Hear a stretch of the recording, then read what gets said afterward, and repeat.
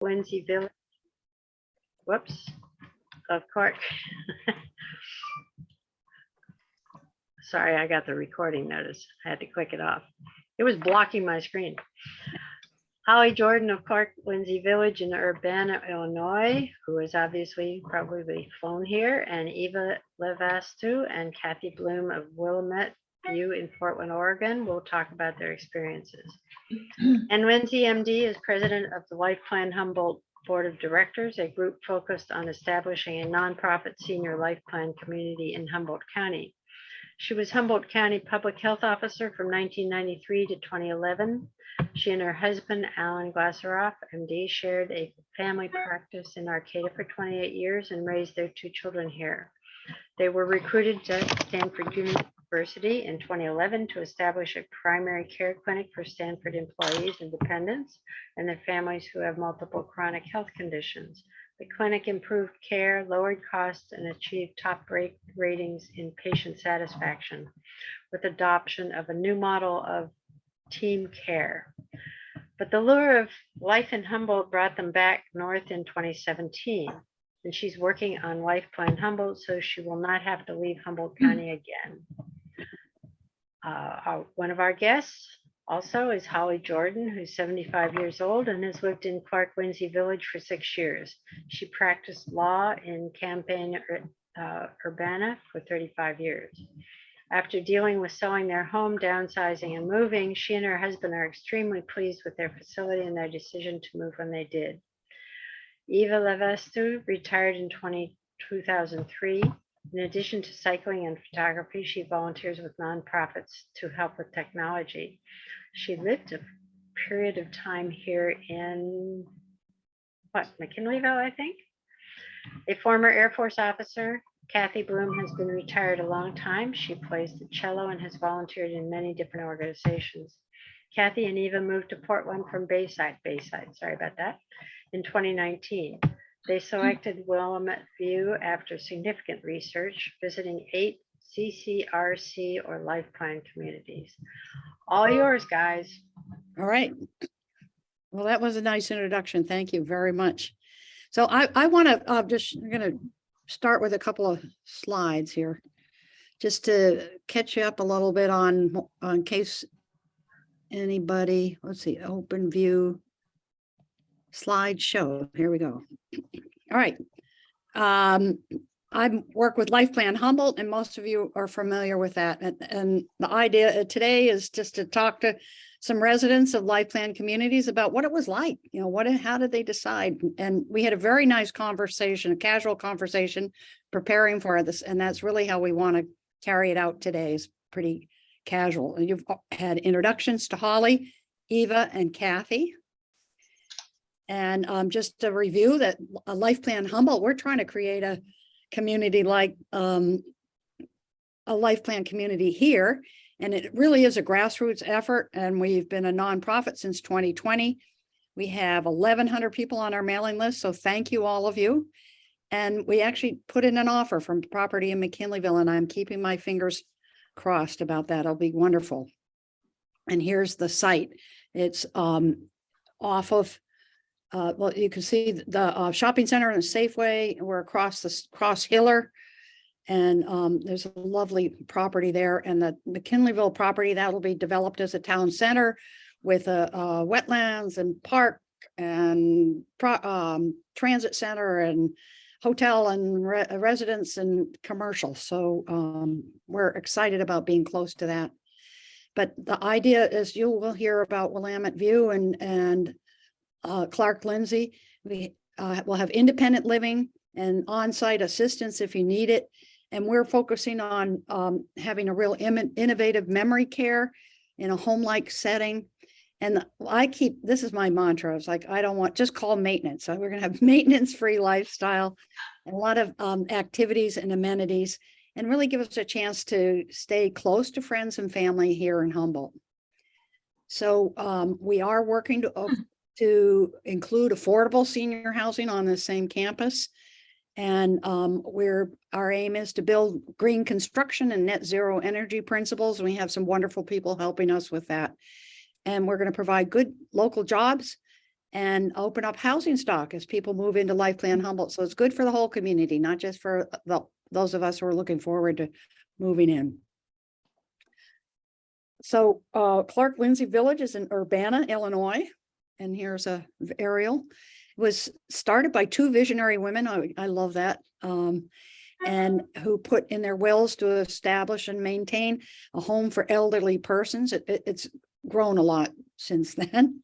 But it's been around for a long time. You can see it's actually it's been expanding. They have 147 units of independent living, memory care, and skilled nursing, actually, which is a big part of what they offer to the community. And just some pictures of, you can see people playing music and taking a walk, and they have a beautiful library. Now, Willamette View is gorgeous. It's in Portland, Oregon, but it's right on the Willamette River. And it was started much like we hope Life Plan Humboldt was started by people who just wanted a place where they could age in place. And they opened in 1955 and 27 acres. And they have 341 independent living apartments, some assisted living, and then memory care and advanced care. So you can see the view from the dining room is gorgeous. Anyway, so we've met our guests, and I'm gonna, and those of you who would like to learn more about Life Plan Humboldt can go to our sign up for updates at lifeplanhumboldt.org and tell your friends about it, please. And so thank you. And then here's a scale model that Joanne created. But let's get down to it. So Kathy, Eva, and Holly, we've already had introductions, but maybe we can start with Holly. Just tell us a little bit about your home situation before you moved into Clark Lindsay, and how did that impact your decision to move? Well, we first I'll tell you about Champaign, Urbana. Why anyone would live in East Central Illinois, but its great redeeming feature is that it's the main campus of the University of Illinois is here, which is a big research university. So, you know, all the good things that brings with it are here. There's a lot of, you know, arts and great medical care. And we've lived here for, I lived here for about 50 years. My husband was an oral surgeon and practiced here. When we moved here to Clark Lindsay, I was 68, and I guess he was 80, 82 or something like that. Anyway, I was the youngest person here by quite a bit when we came. That's not true anymore. And we lived kind of out in the country, far enough out that you had to drive to go anywhere. And with our age difference, I could see more and more things I was having to do, and that this was probably coming. But I didn't put nearly the care into selecting this place that Kathy and Eva did. They're probably better able to address that than I am. So since I'd lived here for so long, I kind of knew the community and knew what was available. In my practice, I'd done a lot of disabled adult work. So I'd been in most of these places. And we had it was really the only thing approaching the Life Plan community that we had in the area then. There's some since that call themselves Life Plan communities. I'm not sure they're quite there yet. So it was in the back of my head. And then they built some new villas, some really very nice villas. And a friend of mine said, well, let's go to the open house. Let's look at those. So we did. And we walked out the door and she said, you're really serious about this, aren't you? And so then I brought Jack over to see him, and the rest is history. We were in here in 6 or 8 weeks after we went to the surprise open house. And it was just it was the best decision we could possibly have made. And the timing for us was really good. Yeah. Well, that's great. That sounds like location was a big deal for you. And how lucky that you had a great facility right there. Yeah, we sit right on the south edge of campus. So Eva and Kathy, you had a much more exhaustive search. Why don't you tell us a little bit about that? Eva, of course, with her computer skills, had about a 3 or 4 page idea of what it is we wanted to look for. What are the drop dead things? What are the things that just we couldn't live without or must live with? We went on the internet, searched about 100 different places, eliminated a lot for various reasons, which we can go into if you like, and wound up visiting 8. We didn't have a specific geographic spot in mind as some people do. A lot of the people here come from Portland, also have been here for a long time. By the way, it's Willamette View and the Willamette River. And we were told very clearly when we got to Portland that you do not say Willamette. It's Willamette. Anyway, so where was I going? We didn't have a geographic area. We didn't have a geographic area. So we looked everywhere from Seattle down to Arizona, and decided on the basis of what the culture of each place was and what it felt like when we walked in the door. We knew that I knew that I was going to be in a CCRC for 40 years or more. My mother, and before her, my great aunt had lived in a life plan community. And it was so perfect for her, for my mother, that she became more social than she'd ever been in her life. It was just the perfect solution for her. So I knew it was going to be for me too. And Eva agreed, and actually she was the one who started this search going first. We're very happy here. We have all of, as has been said before, all of the cultural and art wonderful things about Portland. And yet we feel like we're in the suburbs and on a wonderful river. There's some lovely, lovely walks right here on campus, and including a pickleball court. So I'm happy.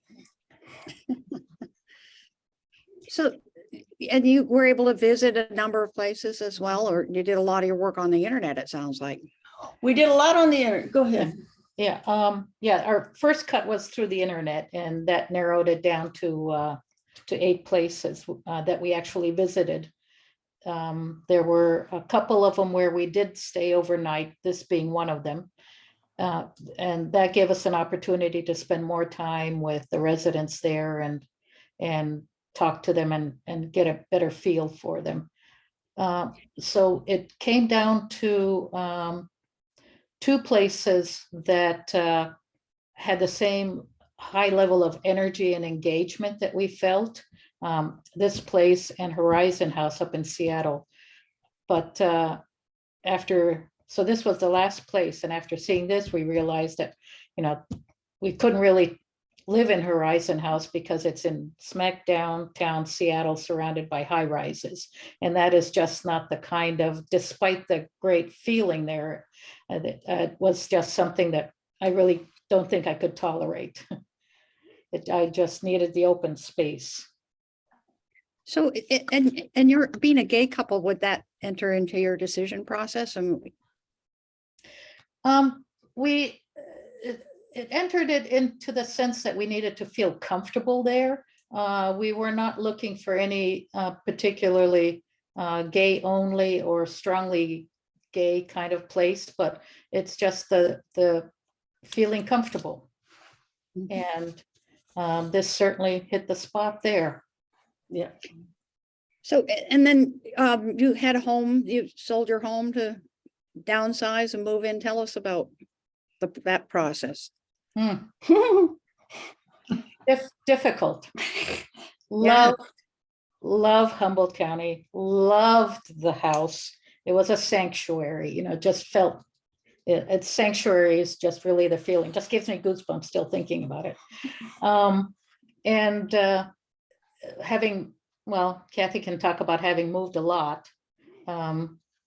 Having been, Kathy was active duties, but I had moved quite a bit too. So we were very well aware of downsizing, and Kathy made a actually to scale sketch of the apartment we were coming into and all of the measurements of the furniture, and decided exactly what would fit. And so that has worked out perfectly. And we got an estate agent who did all of the selling for us that we didn't take after we had left, so that we would not be there and say, you can't sell that for 37 cents, really should be more like $10, but or crying when, something walks out the door that, you just fell in love, and you had loved all along. Well, that was smart to make a floor plan. Yeah.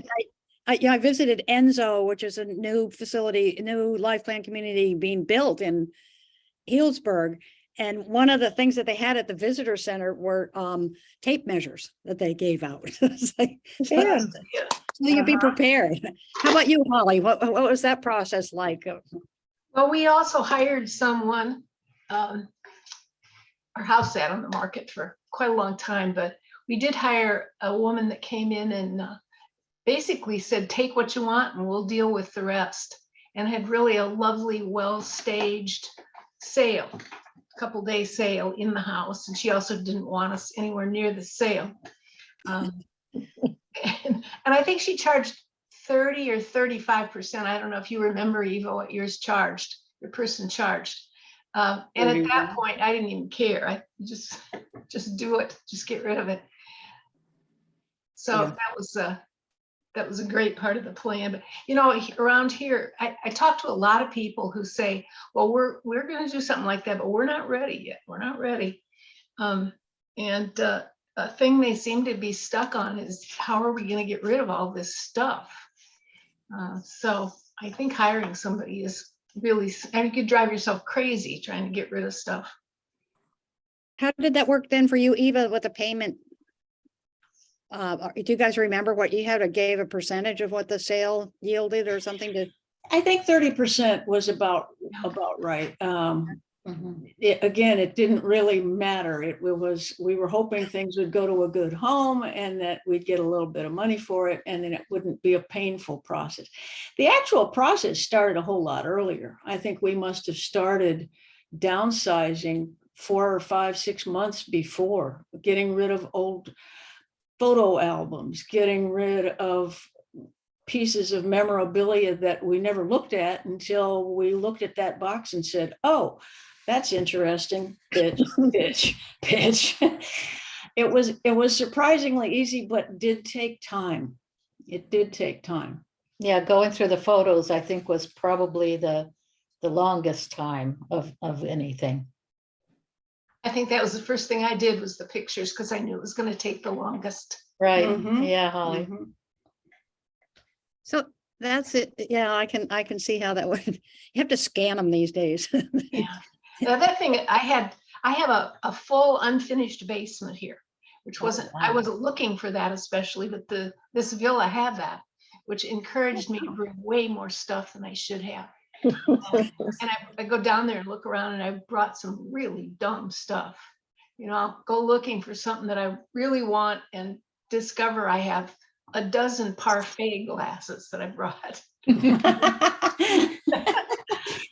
So I know some life plan communities actually have a resale shop that helps support the foundations. Oh, that would be good good. idea. Yeah.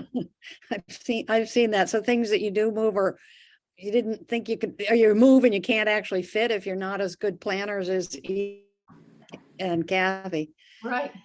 Yeah. Well, I'm going to circle back just a bit, because Sherman Shapiro asked a question, and for Kathy and Eva, and you said you liked the feel of the place or the energy, and that he wanted you to expand a little bit more on that. What did you mean about the energy of the life plan community? I think it's very obvious when you visit a place. I don't think it will be a mystery. Every single place that we visited had a different culture. And by that, I mean that one place I remember very distinctly in Seattle was very quiet.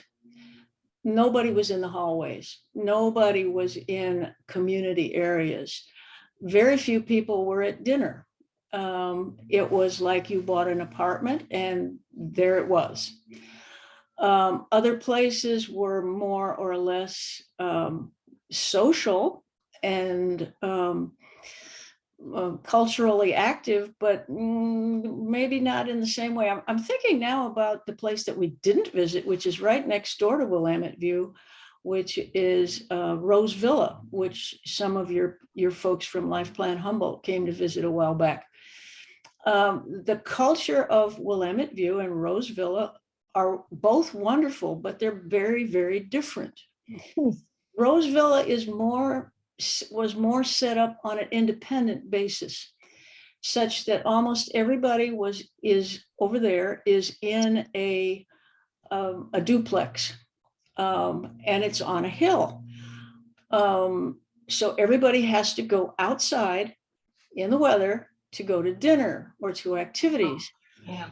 And today, for people who are thinking that we've got years to go before you get to this, that's a hard thing to think about, that you are going to change. Your body is going to change. You're not maybe going to want to go outside to dinner, so you maybe won't. Oops, that's not such a good thing. Some people, howsoever, might want to be that independent, would not want to know their neighbors, would not want to, would want to grow their own vegetables. They've got a huge garden out in the back of it. We have a garden area too, but it's a little smaller. Cultural differences in how the people who live there interact with one another and their new life. The other thing about Willamette View too is that we have almost 100 resident-run activities. Yeah. If you are interested in doing something and you think others are too, you just go ahead and start an activity to do that. So it's very, There's a very Kathy, resident. Kathy just came from a recorder lesson, right? Without Right. Yeah. somebody who knows how to play recorders, gets people together and teaches you. In this particular case, we have hired an outside person to come in and give lessons and run to conduct for our concerts. Mm-hmm. Yeah, but for example, we videotape, we tape a lot of our presentations here, and that is completely done by residents, the video recording and the audio recording. And yeah, the other thing about energy too is that it was very clear in when we stayed here overnight in the dining room. We had dinner the first night with, we were set up with a resident, and just the buzz and the energy when you walked into the dining room, because that's where you have the majority of your social interaction with others. And it take 5 minutes to walk in to get to your table, because you're stopping and talking to people as you're going in, 5 minutes on your way out after your meal, because again, you're chatting with people. And being an introvert, I don't think I've ever done as much chit chat with others as I have until I moved here. And actually, I'm almost beginning to enjoy it. How about you, Holly? What about activities As I and said, social interaction?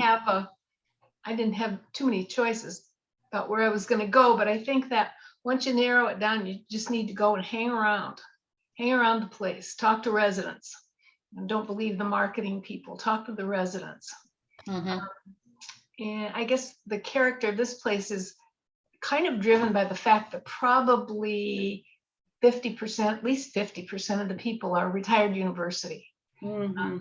So there are just a lot of people interested in things. The So culture. are there activities and the one somebody asked, are the activities free? Ours are.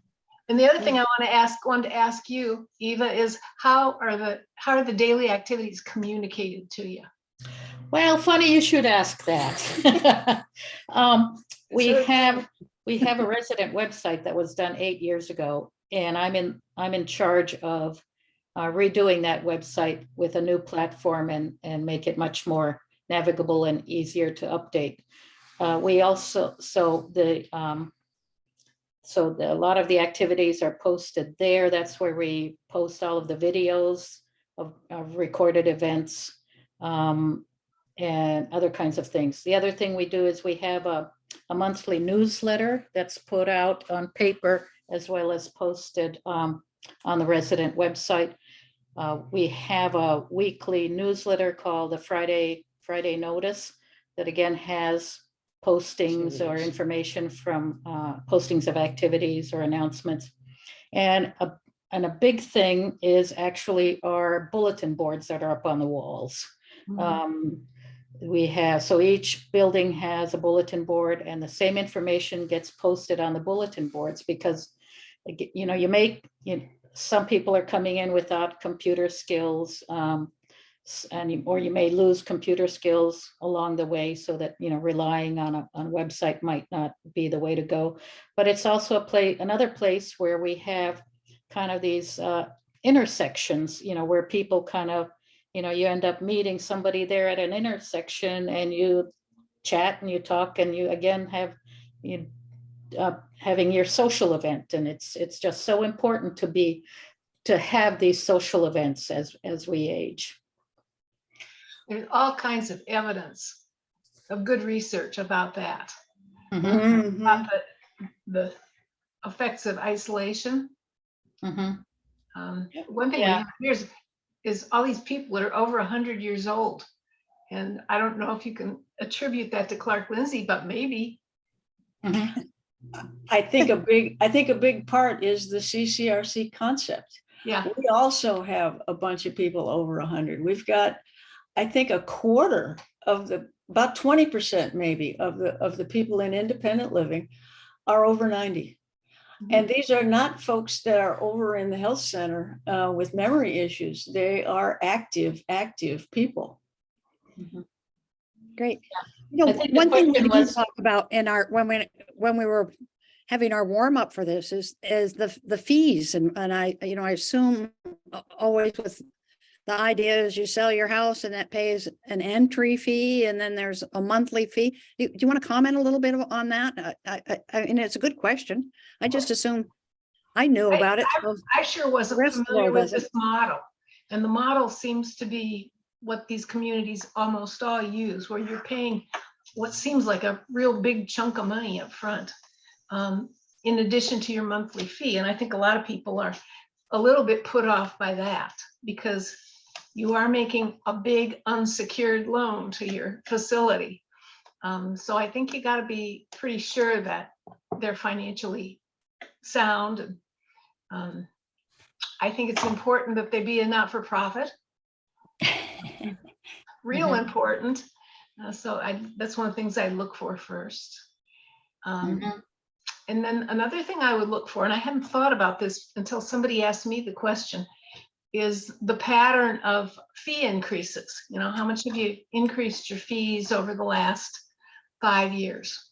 I think last year we had the biggest increase ever, which was 5%. Ordinarily it was something like, you know, it'd be 2.8 or 3.1 or around there.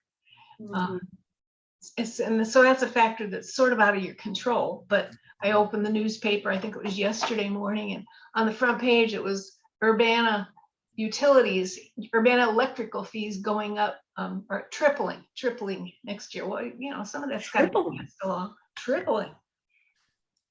Right. And of course, you don't pay the utility, the electric fees directly, but it goes into the bottom line of the community. Yeah.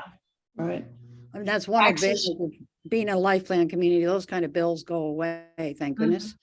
How about taxes go up, and that's all part of the bill. And I think it's a good exercise before you convince yourself that you can't afford it or it costs too much, is to figure out what you're paying to live in your house by the time you figure your mortgage and utilities and maintenance and upkeep and property tax and all those things. I did that. putting a new roof on? Mine came pretty close to what I was paying here. We actually have a calculator on our, or we did on our Life Plan Humboldt website. And some people have filled it out and they said the same thing. It's like, oh, it costs you almost as much to live there Mhm. or more to live home. So, yeah. The difference to me is the big chunk of money that you're paying up front. And Right. you talked about that. But almost all of these places, not everyone, and you need to be careful about picking the right one for this reason, have that you are guaranteed as much as humanly possible that you will be taken care of the rest of your life. So I've always looked upon the entry fee amount as being a paid up front health plan for forever. Mhm. The part of that is that they're very, very, very careful when you come in about reviewing your finances Oh, yes. to see that they think you can afford to live here. Right. If you run out of money, and occasionally somebody does, Clark Lindsay has something called the Friendship Fund. And I don't know, at a given time, if there'll be maybe 1 or 2 people that are living here on the Friendship Fund, which is if you run out of money and it's not because you gave it all to your kids or something, they'll keep you. Mhm. Yeah, we have the same thing here. Yes. I think that's a pretty common feature. Mhm. So what was it like adjusting? How long did it take to adjust from living, being a homeowner on your own and being in a community? About a day. Exactly what I was going to say, but I lived in this community for a long time, so it was different than for you. Yeah, we were mentally, emotionally, physically, in every way ready for this. So for us, really, there was no adjustment because we were just committed to doing it. It sounds like it was a relief to get in there, get downsized and moved. Huh? It was just a very good thing. Yeah. I see a question. What kind of insurance do you carry? If you wish, you can, and they do recommend that you do have renter's insurance, which is like $200 a year or something. It's kind of a pittance. That isn't covered. That's an extra. Go ahead. I was going to say, Ann asked a good question the other day, which was what surprised us the most about moving. I can't remember what you guys said yours was, but I thought it was a good question. I can't remember what we said either. What we said. Well, after I talked for a while, I realized that the surprise to me was how my husband adjusted to it, because he was the reluctant one. He's a guy. And he would be the first to say, now that was the best move. That was the best decision. And it didn't take him very long to get there. Well, honestly, what did surprise me was the fact that our cats adjusted to being here without any problem. It looked like, they were ready for senior living as well, because they had been outdoor cats and they have no interest in going out anymore. Well, Eva, you did say you were not necessarily an outgoing person, and now you are. And so that's something that changed, I guess. Yeah. And But are there a lot of different kind of people than you might have known before? Or well, I was people from different political backgrounds and things. Well, I was going to say that, if Oscar the Grouch in me, if my inner Oscar the Grouch has come out, I can actually choose to stay, in the apartment for a day or two until it's, safe for others for me to go out. But different kind of people. Yeah, it's a village. You're going to run into people you prefer not to run into, and it's like living on I would guess a college campus or a small village. It's 500 individuals. Yeah. Very interesting individuals for the most part. Educated, interested people. People who want to do different things, want to learn new things still. Yeah, we have a good share of college university professors as well because of Oregon State University, and a lot of them from Oregon State University from Corvallis area. Probably not that many from University of Oregon, but again, a pretty good share of those as well. What was it like during, or how's COVID been dealt with in your community? Who wants to start? Hard, just hard. It changed a lot of things, mostly mostly the eating situation, because they can't keep enough people hired to operate all of the choices we used to have for dinner, to operate every restaurant for the number of hours that we used to have. All in all, it's pretty great, but it's still it's not what it was. We were here post-COVID for only about 6 months, and Pre-COVID. yeah.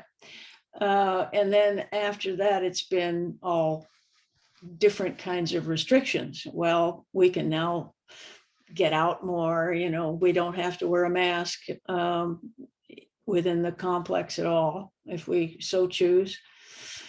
So it's go ahead. I was the biggest impact was not being able to eat together again, because I said, that is, one of the primary ways of people being social. So the dining rooms were closed, everything was takeout. So we had a chance to be social standing in line to go through the buffet line to take stuff home. And there is that that sense that, we want to go back to the way things were, and our CEO, we have one of the great things is we have a monthly meeting that the CEO and the head administrative guy run. So they give us updates of what's going on twice a year. They go over the budget and open for questions. And one of the things he said is that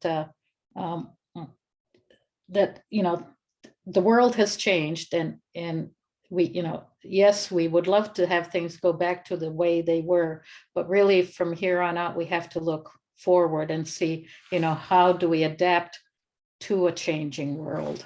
AI. Yeah, He was talking about AI specifically. mhm. A good life lesson, I guess. Yeah, Holly. Well, it's interesting. We have the very same problem with not having enough people to serve in the dining room and stuff. In fact, our dining room was just closed for a couple of weeks, I think for the first time in history, but the kitchen has stayed open throughout. And so they delivered evening meals to people's rooms. Mhm. And, when last week they didn't have enough wait staff to do that, the vice presidents were out there delivering food. Oh my God. Yeah. And I think we only have to mask now if we're going over to the nursing home for some reason. Mhm. And we had a good connection with the health department while all that was going on. It kind of did what they told us. Mhm. Yeah, I want to add a little bit about something else about the culture, and that is we have a resident council, a chair, vice chair, secretary, treasurer, and then we have another dozen counselors who, in a sense, represent activity areas, education, performing arts, hobbies, recreation, and so on. The other thing that we've was a real strong point to moving here was that the chair and the vice chair and the prior chair are also members of the board of directors for Willamette View. And so we have representation with residents that way. And the chair and the vice chair meet with the CEO and the chief administrative guy once a week.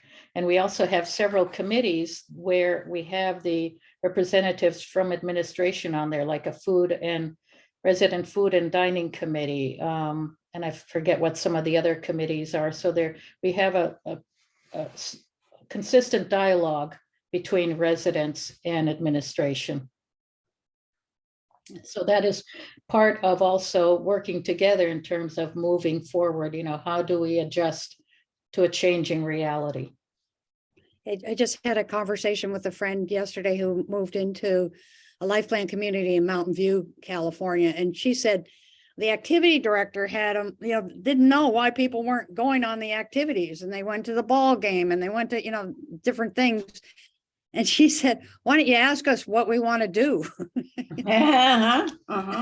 And some communities don't have activity directors. I think like Willamette View, I mean, you guys are so active in organizing yourselves that's really where the activities are generated. There is an So the follow-up is that they did, this woman was a, PhD academic, from Stanford. She said she designed a survey and got what, and now they're going to the opera and to the art museum and stuff, and more people are going. So it was more like what they wanted, or to the theater. But anyway. Well, that's also, a part of staying active, and part of the aging thing is the volunteering. The volunteer really gets more out of volunteering than the activity or the group who has the volunteer there. So that is also so important in terms of having a resident run CCRC. Holly, you were getting. I'm sort of changing topics here a little bit, but there's a good question from Mr. Goldstein about, did you consider places that did not include nursing? Because I think that's a thing people kind of, when you don't need nursing, that's kind of an easy thing to look over. But we're the only place in Champaign-Urbana that does have nursing care. So Right, skilled you nursing. advertise yourself as a life plan community and not have nursing, not have skilled care nursing. It doesn't seem like it's necessarily accurate. So I didn't, and as I say, I think people don't consider that very much. But you get to the skilled care stage, and the social worker is probably going to give you a list of places to go look at, but they don't have anything for you. So I think that's important as you go through the process. And a full range of things too, not just the full nursing care, but the memory care and the assisted living aspect. And one thing that I think a lot of places, including Willamette View, are doing now is helping you stay in your apartment as long as you possibly can, with what is called home care here. And they have an array of folks that can come out and help you figure out your meds, or find a way to walk your dog if you have a problem with mobility, et cetera, et cetera. OT is out, or PT is with my husband out in the living room right now doing his PT. So that sort of thing, having that sort of thing accessible is just so wonderful. And you don't learn that till you need it. Right. So now, Holly, following up on that, I mean, Jack's had some changes, and what kind of extra support is he getting these days? PT, OT, the biggest thing that I didn't give one single thought to when we moved here is transportation. He's got big mobility problems and uses a power chair. And he now goes to a sort of day program a couple afternoons a week. And Clark Lindsay just comes over with the van with the ramp and picks him up and takes him over there and picks him up at the end of the day. And it's just, gives me an good extra hour on those days when he goes. And if there's something, they'll take the van if there's something at Cranert, some thing that a lot of people want to go to, they'll take a van and do that. But yeah, it's been great. And tell us about the Circle of Friends. Oh, well, that's a totally separate program that doesn't have anything to do with Clark Lindsay. This is a really rich community in this kind of resource. No, that's a program, a day program for people with memory issues, early dementia. Doesn't have to be early, I guess. And so he goes 2 afternoons a week, and I don't really know what they do because he can't remember to tell me. But they feed him lunch and have an afternoon of activity, I think it's a good break. I know it's a good break for me, but I think it's a good break for him to see other people and have some other activities and that kind of thing. So that's been a great one for us too. One of the questions in the chat I think is interesting is how about somebody who's developing dementia, and what kind of support is there, and how is that dealt with the where do you stay, and how are those decisions made? Do you know? Can you comment on that either? That's very much an individual thing for the people involved. I know that there are ways that, again, that home care can help with some of that, that they can come and first of all, relieve the partner, husband or wife, whatever, to be able to have some time to just breathe, just leave the apartment and go do something for themselves. But Sunflower Club. the Sunflower Club is another kind of interesting thing here. It is for respite care. The person who has a memory issue is wheeled on down to the building that this occurs in, and they have a craft session or an art session or a talk about something or another, while the partner has a chance to go on.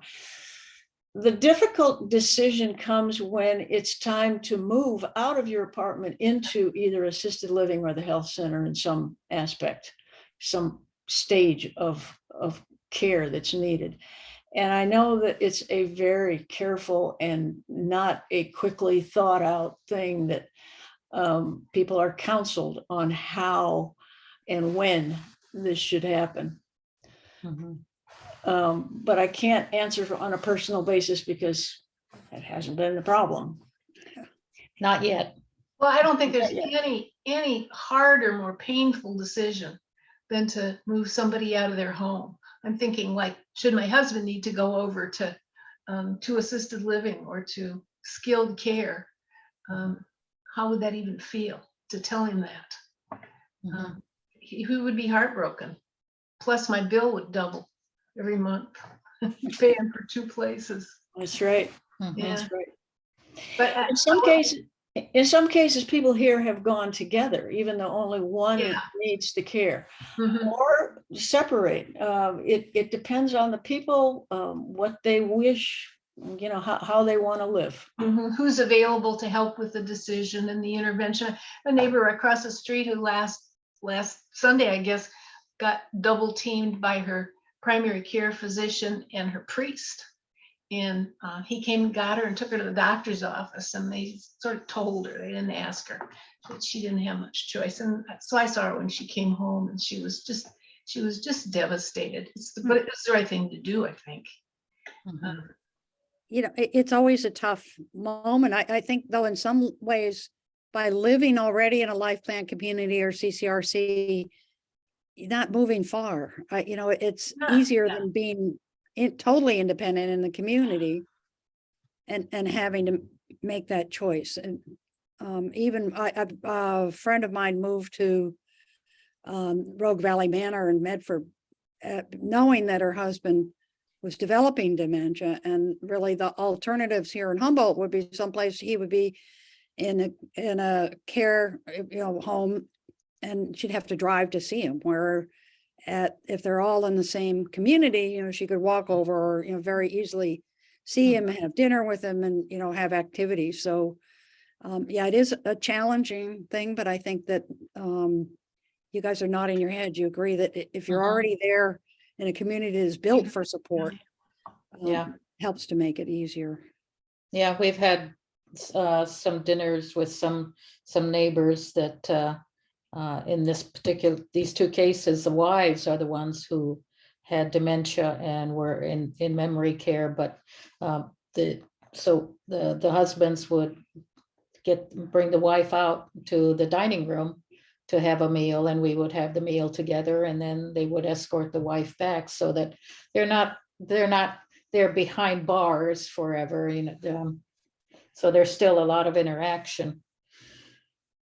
So I want to hear about what happens when assisted living has no vacancies. One of the nice things about Clark Lindsay is that they always have a vacancy for a resident. I don't know how they do it, but they can always arrange a bed. Find a way. Yeah. Yes, same here. Mhm. Yeah, it's interesting, but We're way downsizing skilled care. And it's the Meals. nursing home of choice in Champaign-Urbana. I think a lot of people don't realize we're doing that, and it's not going to be well received. Mhm. because he always knew there was room there. 'Cause Always. I assume that the residents of Clark Lindsay would get priority. Oh, if there's a always. bed Yeah. open. Right, Right, That's almost worth coming here just so you know you have that. right. There aren't really any other good nursing home beds in town. yeah. You know, Right. yeah, it's an issue in Humboldt County, and I think at Life Plan Humboldt, we're not actually going to have a separate assisted living facility anyway to start. We'll see how it goes.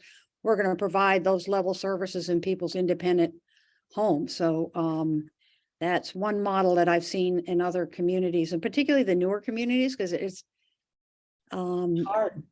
yeah, it's hard. And skilled nursing and California in particular is difficult to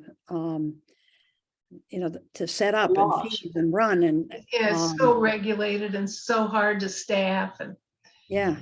So we're hoping to adopt the PACE model, which is boy, I don't know, I can't remember what it says, but there's a PACE program for Mhm. people who are in Medicaid and Medicare in Humboldt County and who otherwise would be in skilled nursing, and they get home care and physical therapy and all kinds of comprehensive care, and so they don't have to go to skilled nursing. So that I think that's one model we're looking at. And you already applied. I know that in Clark Lindsay, you have their own home care or developed your own right. home care Mhm. that would help promote that kind of, giving whatever services you can at home. So, Right. Right. One of the questions is, how do meals work?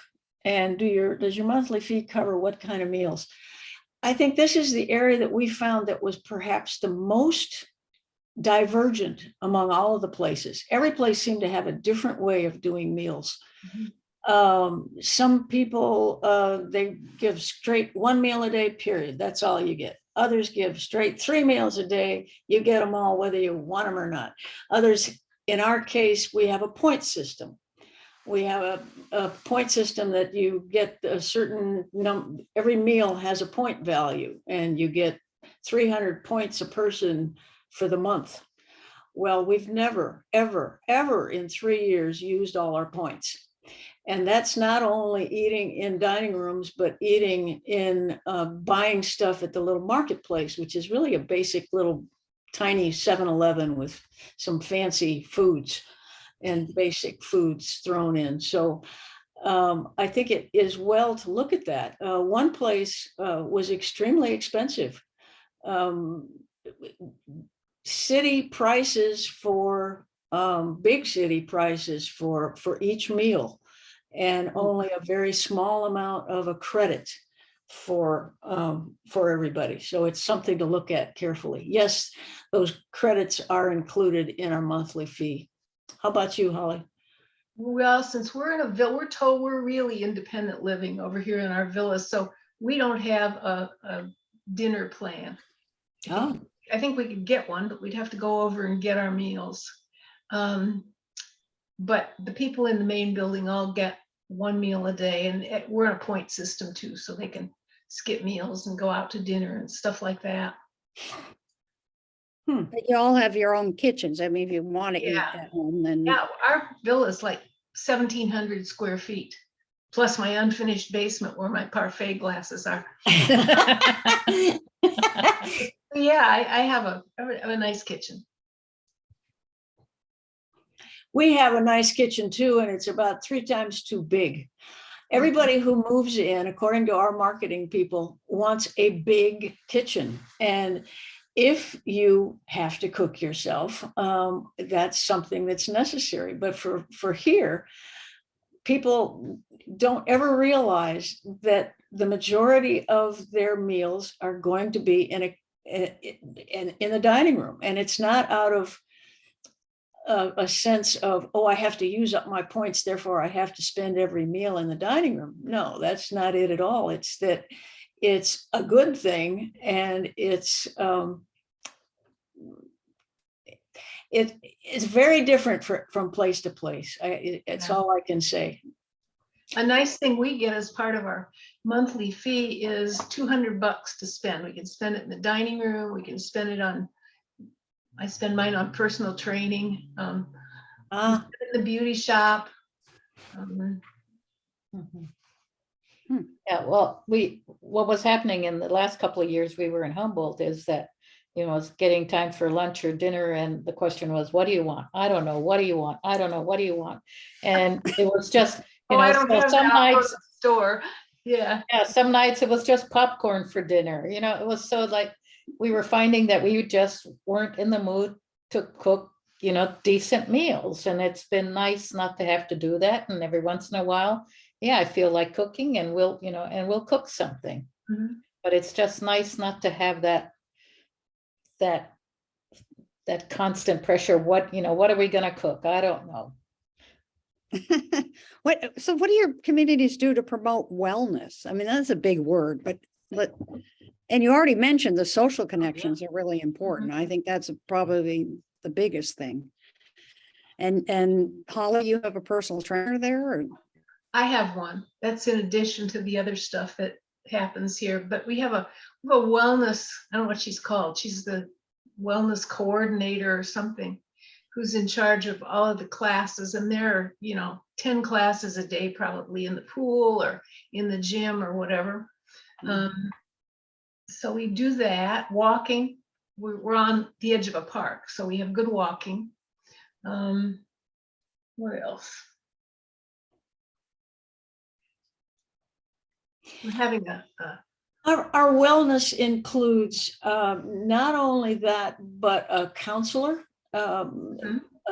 for folks who just want to talk about something or not or whatever. People who can coordinate doctors and who's part of the process of deciding what kind of help different individuals might need and helping them find those resources, as well as a fully stocked gym with all the classes you could think of, in a pool and a pickleball court. Actually, there's two pickleball courts, but wow. Yeah, and we have the wellness coordinator will get several programs in, like dialogues with doctors. So they'll have doctors come in from the Oregon Health Sciences University to do talks. The blood weekly, you can go in for a weekly blood pressure check. I think they have a foot care program. They have practitioners that will, that of course you pay for, I think acupuncture, massage, something else. There's a whole slew of things. Plus we also have then various resident run groups in terms of vision support, hearing support, diabetes, groups for diabetes and pre-diabetes residents. CPAP So, support group. yeah. If you can think of it, we've probably got one. One of the things we talked about Life Plan Humboldt, since vision problems and hearing problems can predispose you to memory care issues, that's something we can screen, provide for screening for free, and referral. So I'm glad to hear that's something available there. And then, people with diabetes get a tremendous amount of support from other people. The same conditions. Well, the one thing I can hear that we don't have is pickleball. I gotta get on that. It hasn't hit Champaign or It hasn't hit yet. Yeah, but just not here. Oh, Okay. We're in the middle of a big expansion. It's going to be 2 floors of assisted living and 1 floor of memory care, and it's going to have a dog park, and I don't know about pickleball though. Which is to be open in 23. You have tennis courts? No, but we have the university nearby. One could play tennis. So Is you- here is you we're really go to- appreciative of OLLI program as a way to keep connected and for people with skills to share skills. Mhm. It sounds like that goes on a formal or informal basis in each of your communities, but actually Jane Woodward, who works with OLLI, wanted to know, do you actually have OLLI? Or if not, what's the surrogate? I understand that Portland State University used to have an OLLI program, but we have residents who will put programs together that are similar to OLLI. I think a few years ago there was somebody who had worked on CRISPR who had a 3 or 4 session program about CRISPR. We have a lot of artists here, so there's a lot of talks about art. One of them had just been to Spain and so came back and did a talk about Travel stuff. Spanish art. And it's something that a lot of the residents are looking for to have strengthened. So it is something that the education counselor is working on to try to maybe formalize a little bit more, but we don't want to get extremely formal either. Find that No nice grades and sweet tests. spot. We have a giant OLLI. Look at OLLI at Illinois. But we have some of that stuff in-house as well. You get a bunch of professors together that haven't gotten up in front of a class for a while, and they love to do stuff like that. We have one going now that's Introduction to Fractions. I haven't gone to that one, but Fractions or fractals? fractions. Fractions. Okay. Wow. Yeah, one of my favorite OLLI programs at HSU was one of the math professors did a 3 or 4 session program on fun with math, and it was just delightful. And I remember he enjoyed doing it because he said he was so bored of teaching calculus and pre-calculus every year that he wanted to do something fun. That memory of that class is still so strong. Well, and of course, people love their OLLI students because we're so motivated and ask questions. Yeah. Great. So here's a question we didn't talk about before, but if you had a magic wand, it could change something about the community you live in. Whoa. What might that be? An inside pickleball court. One thing we do not have is any way to get to the main building where the pool and the dining room and all those things are without going outside, which is a big pain in the winter. Now they will come over and pick us up and take us over, but that's kind of a pain. I guess the weather, what I would change. The Willamette View was based on having almost everything in one building, and it was just one building at the beginning. It's now 6 buildings, but everyone is connected by an inside walkway of some sort. That's good. And I think that's an important thing to look at, because again, getting dressed, putting on your galoshes, putting on your big jacket, something on your head, becomes a bigger thing as you age. And if you're not encouraged to go do the activities or go to the meals or whatever, that can be a downer.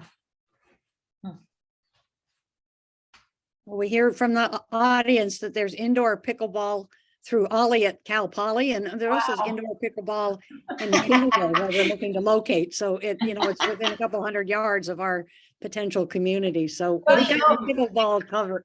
It crossed my mind that maybe at some point I ought to think about coming to Life Care Humboldt. I guess my only reluctance to do that would be, I think we have way better access to medical care than you do. And I'd be reluctant to leave that, but otherwise I'm there. Would love to have you. Yeah, but it's also, we convene some medical practitioners to talk about, access to care. And one of the things, one of the providers was interested in having a home visit practice because Ooh. which would be lovely. Yeah. And you know, there are we also talked about the need to train or get more education to medical providers in our county about geriatrics, because Mhm. there really not many providers who have a specific focus on older people. And then what we're hoping to set up is a care, and I heard some discussion of this, is care coordination to help people. We'll have a video conference area, you know, so that a lot of us go to San Francisco or Reading or whatever for some specialty care. And it would be nice to have a facility that would, you know, where someone could go and get help hooking up with that and help coordinating the care, because that's often the challenge, especially when it's scarce. There are tricks to getting things on time, but not everybody can pull it off. But that's, yeah. Mhm. Yeah, I think if I were to change anything about Willamette View, it'd probably be to have something more like an OLLI program, few more, you know, educational kind of events. There's several of us who've kind of gotten together and said, you know, we really wish we could have a little bit more of that. But Fun with math. but the activity calendar is just so full anyway. Yeah, more fun with math, yes. Well, Joanne pointed out that Cal Poly is really investing in the and along with College of the Redwoods, investing in training medical personnel. So that helps. That Good. helps. Got a nursing school? Yeah, they're Says a two nursing nursing school. programs, and they're coordinating, and they're developing, and they got money to develop a new training facility in Arcata. I'm not 100% sure what that means, but it's really good news. Mhm. 'Cause that, Yeah. it's not just doctors who deliver care, it is, you know, the nurses and all the support staff are really important to make the whole thing run smoothly, which you guys mentioned in your communities, that there's a shortage of staff.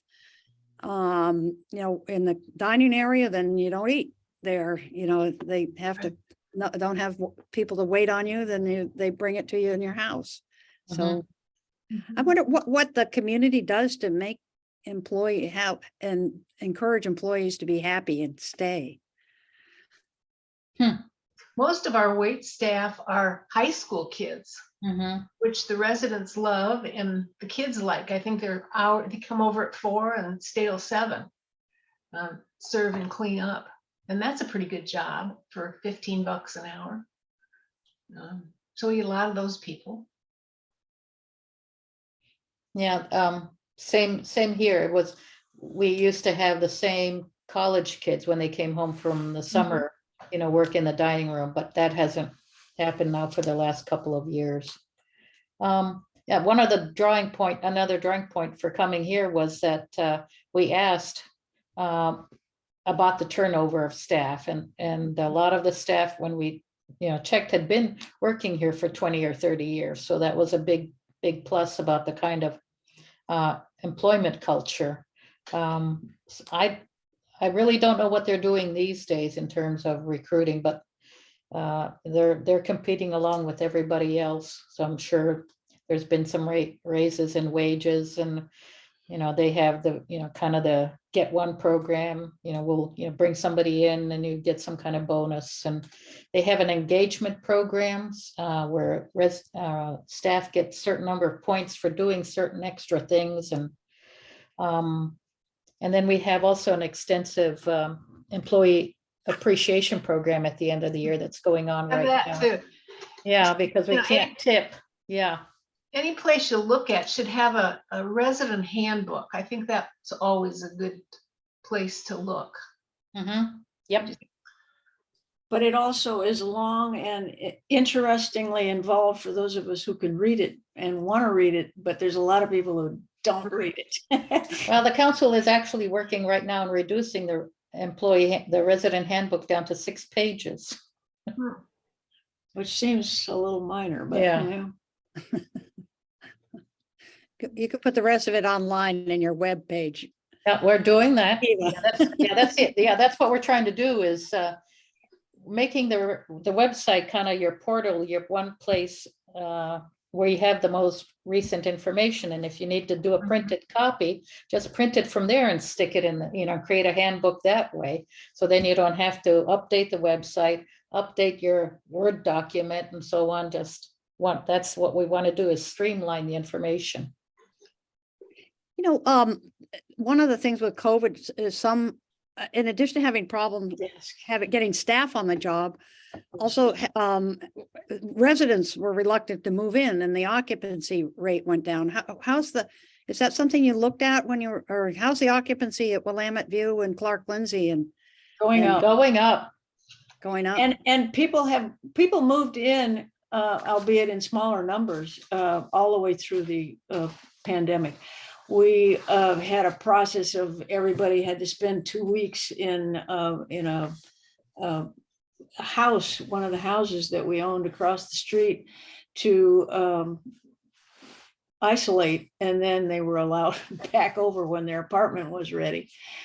But yeah, and we're raising. It's slowly getting back to where it was. They're moving in as quickly as we can get the apartments renovated. That's really the deciding. Again, it's the difference of getting enough people working. My people here told me that in the average year, they had 17 apartments become available, and that this year they had 30, and that they have 80 applications that they've received and need to screen. So, Yeah. I think those numbers are in the Comparable. ballpark. Yeah, we have a bunch of people who are still applying, who still want to get in, but I think part of that was COVID, probably. oh yeah. Part of my spiel, whenever anybody asks me, is come earlier rather than later, because it's fun. It's fun to live here. Living is easy. There's a lot to do, a lot of good people. Yep, same here. Fun. I like that. Yeah, well, and a lot of people wait till there's a crisis, and then their kids have to decide, or there's not a bed where they want to go or whatever. So. Yep. Right. So that's a good pearl. Holly, Kathy and Eva, do you have any pearls of advice for our listeners here? To follow on is to, yes, come earlier rather than later. I think one of the sad things is watching people who have waited just a little too long. Right. You wait until something has happened, it's too late. Come before things inevitably happen.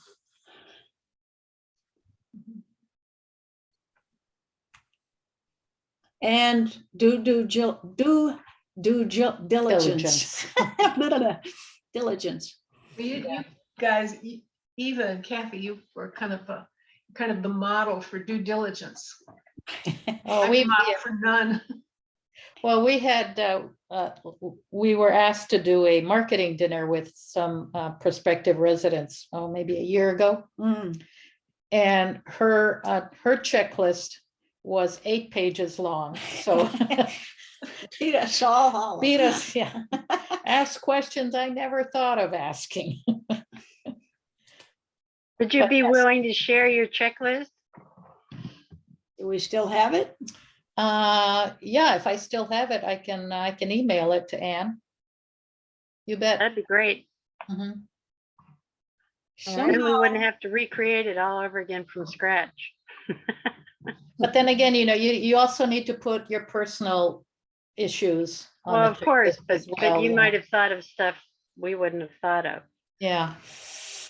And Yeah. I wanted to point out that, those of you who do move to retired homes like this can still join us at OLLI.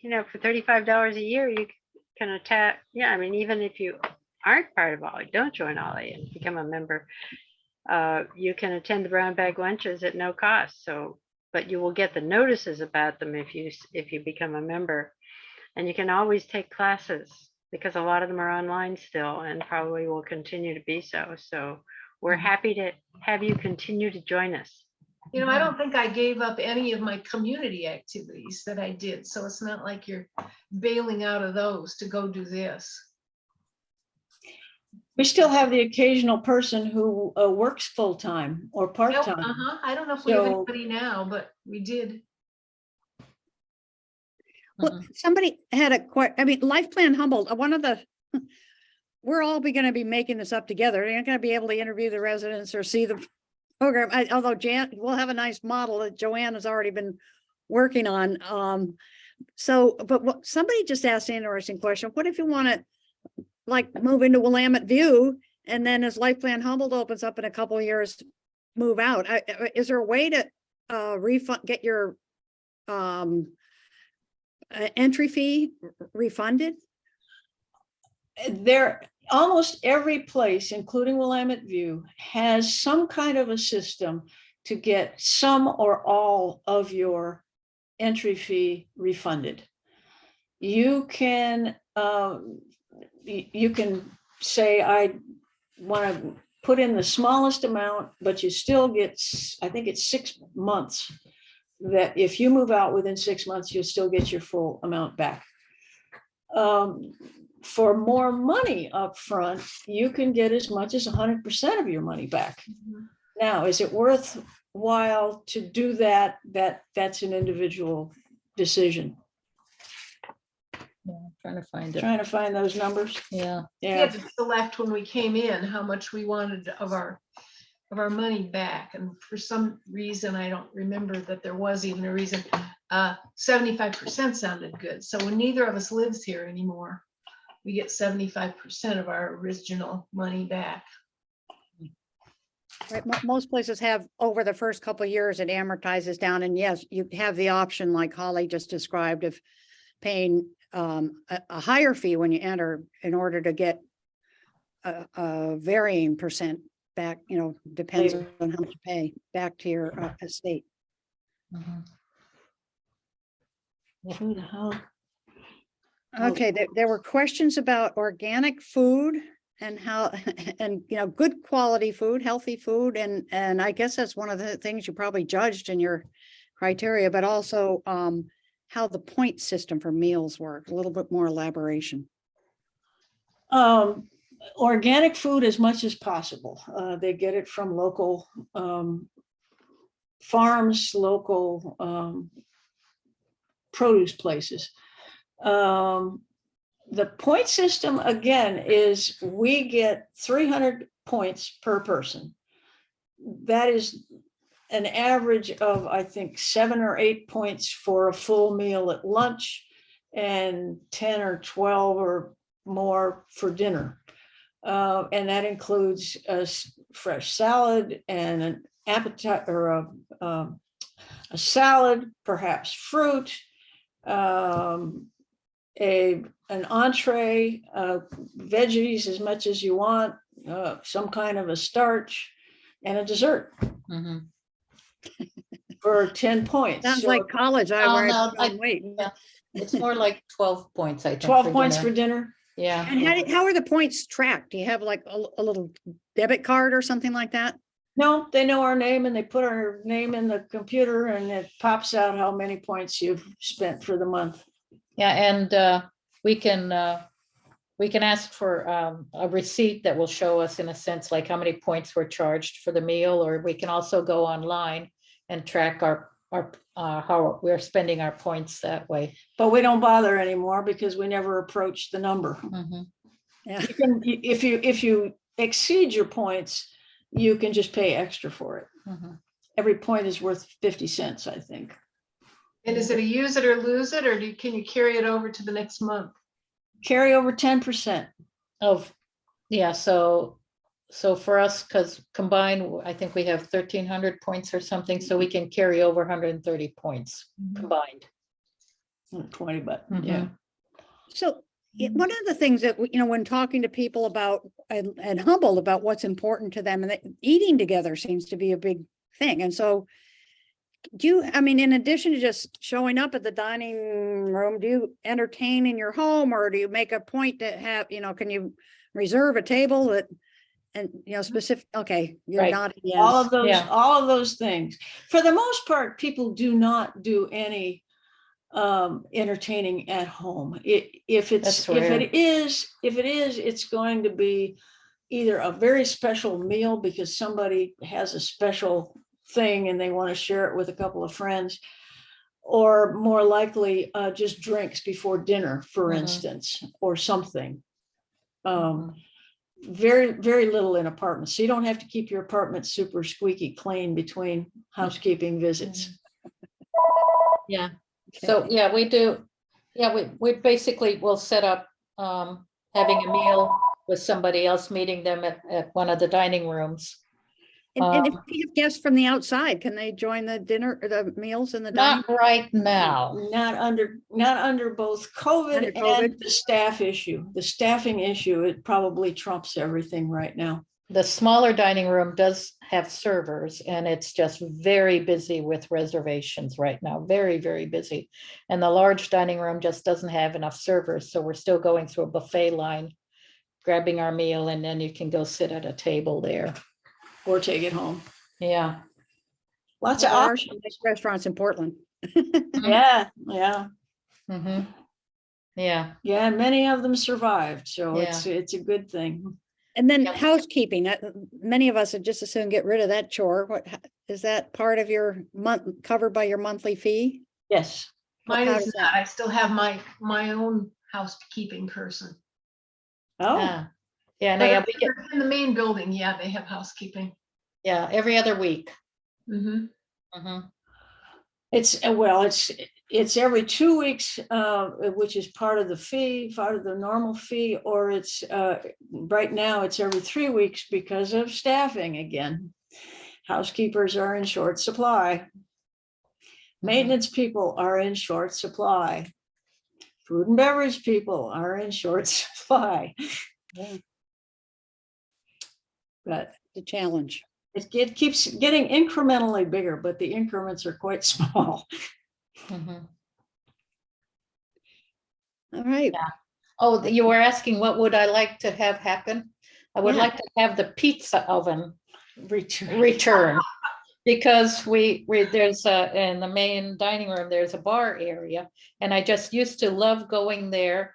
It's kind of like the Cheers thing. There were 4 or 5 bar stools. I would go in the afternoon, either have a cup of coffee or just before they would start serving pizza, and you could have a beer there. They made hard drinks, or wine, and there's the pizza oven, and you could just sit and eat at the bar. So I would just go and sit at the bar and just wait for somebody to come along and sit next to me and, meet somebody brand new or continue a conversation from a week ago. It was just a really, for me, a great place just to either hang out by myself or just wait for somebody to come along and meet and chat. Right.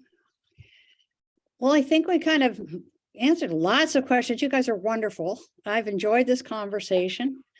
And yeah, if you Eva, you send me your list, I'll get it to Ollie and maybe they can share it to people who registered for this. So thank you so much. Now, the sun just came out, so we got to get outside quick. And I want to thank you Bye, all for everybody. coming, and I want to thank our speakers and who shared lots and lots of helpful and useful information. So we'll look forward to hearing how our own Life Plan Humboldt progresses.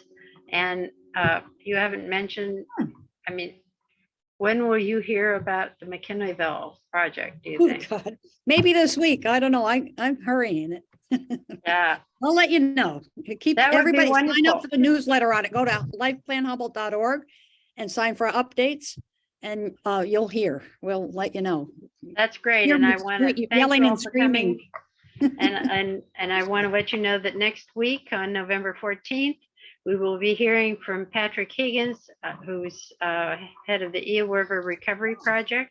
He's going to be talking about the secret lives of Eel River fishes. He's a riot, so I think you'll really enjoy it. I love He it. does a lot of diving into the water and photography and video. So, but he's also got a fantastic sense of humor. So I think you'll really enjoy that one. You'll get Thank to you. see Thank what's you, going Ollie. on in the Eel River from a different perspective. Yes. Thank you all. We look forward to seeing you next Thank week. you. It was fun. Thank you, Nice Ollie. to see you Bye-bye. again, Holly. Thanks, Nice to see some of our friends back there, if you're still around. Hi. Yeah, nice to see you, Eva. Yeah, It's Great been a long day. while. Take care. Bye now. Thank you.